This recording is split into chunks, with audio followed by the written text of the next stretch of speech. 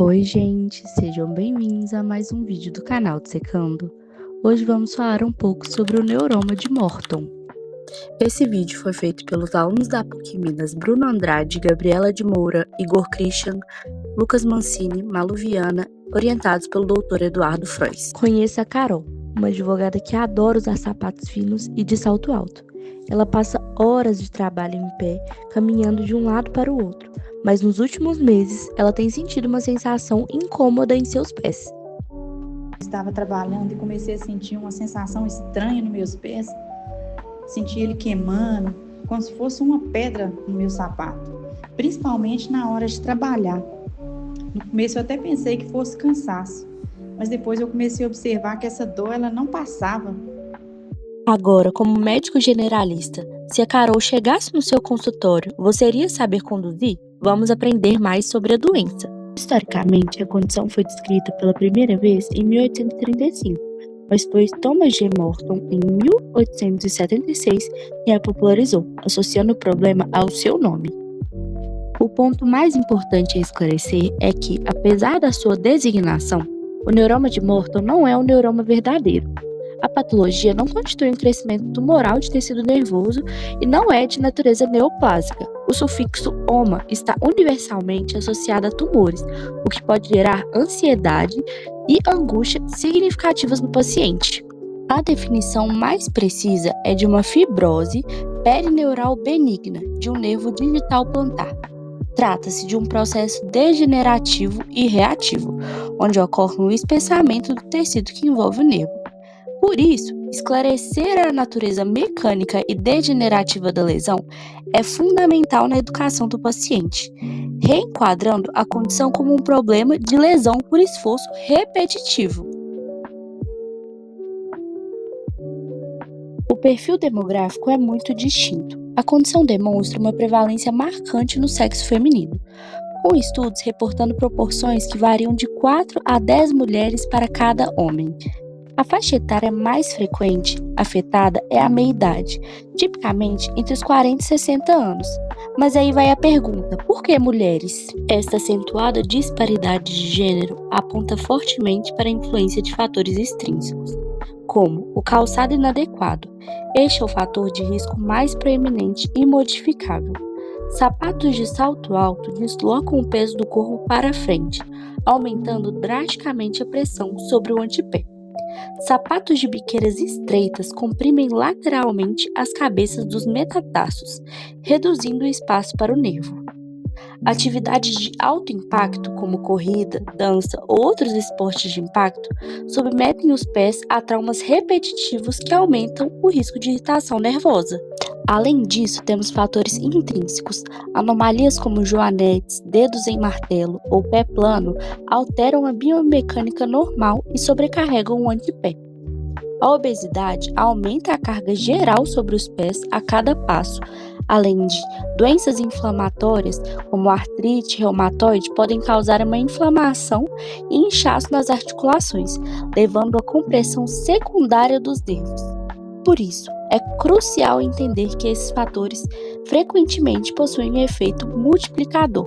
O quadro típico envolve dor em queimação, choque ou em fisgada localizada no espaço interdigital, mais frequentemente entre o terceiro e o quarto dedo do pé. Essa dor costuma irradiar-se para os dedos vizinhos, intensificando com o uso de calçados apertados ou de salto alto. E, muitas vezes, é descrita pelo paciente como uma sensação de caminhar com uma pedra dentro do sapato. Sintomas como dormência ou parestesias também podem estar presentes. No exame físico, a dor característica pode ser reproduzida pela palpação do espaço entre metatarsos.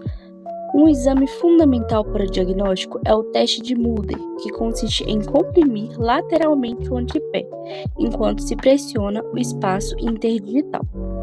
Essa manobra costuma provocar dor intensa. Em alguns casos, o estalo é perceptível, chamado de clique de Mulder, considerado bastante sugestivo da doença. Além disso, a avaliação da sensibilidade nos dedos próximos ao local pode revelar áreas de dormência ou hipoestesia, que reforça a suspeita diagnóstica.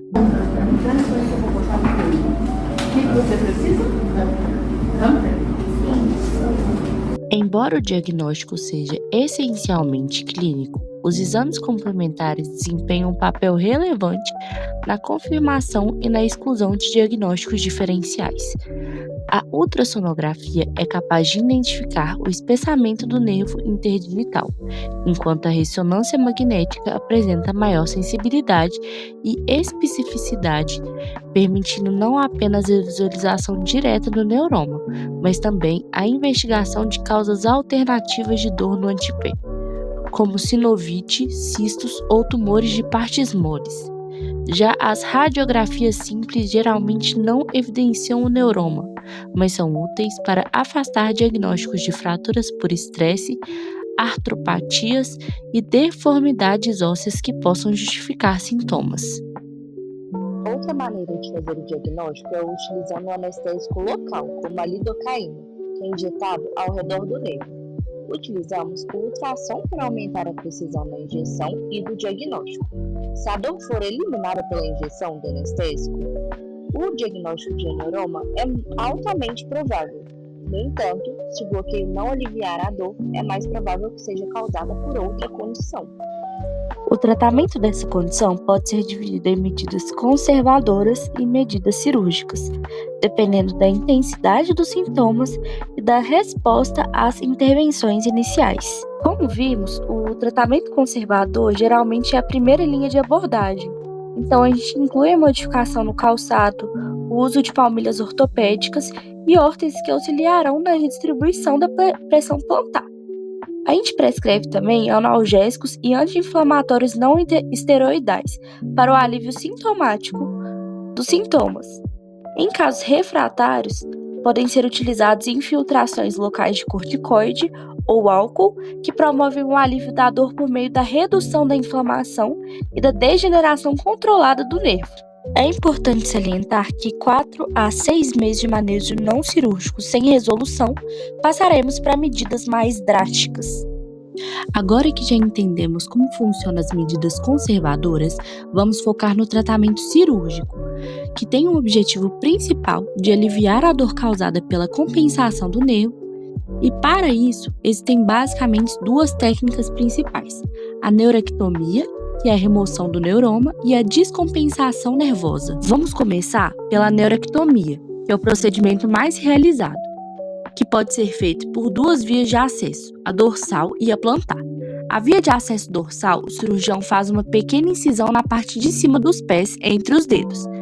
Através dessa mesma incisão, ele afasta os ossos metatarsais e secciona o ligamento intermetatarsal transverso profundo.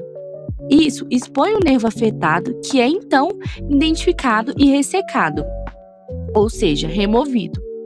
A grande vantagem dessa técnica é que a cicatriz não fica numa área pisada, permitindo que o paciente comece a apoiar o pé no chão mais cedo.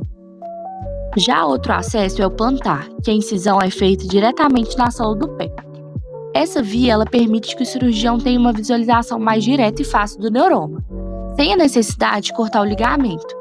Mas a principal desvantagem é que a cicatriz fica numa área de carga, e existe, além de um período de recuperação mais longo, o cuidado é maior para evitar a formação de uma cicatriz dolorosa. Outra estratégia é a descompressão, que nessa técnica o objetivo não é retirar o neuroma, mas sim aliviar a pressão sobre ele. O procedimento consiste em apenas seccionar o ligamento intermetatarsal, criando mais espaço para o nervo e, consequentemente, aliviando a dor e compressão. As complicações mais específicas é a formação de um neuroma incorpo. Isso ocorre quando a extremidade do nervo que foi cortado cicatriza de forma desorganizada, formando um novo ponto de dor. Essa técnica cirúrgica cuidadosa, na qual o coto do nervo é posicionado em uma área de menor pressão, é fundamental para minimizar esses riscos. Além disso, temos riscos da recorrência da deformidade devido à incisão inadequada ou a conversão de um neuroma de morte em um neuroma verdadeiro, complicações relacionadas a cirurgias como dor, infecção e sangramento, e complicações ainda associadas a injeções de corticoide, e temos a atrofia da pele. Entre nos links da descrição para ver os materiais disponibilizados pelo grupo.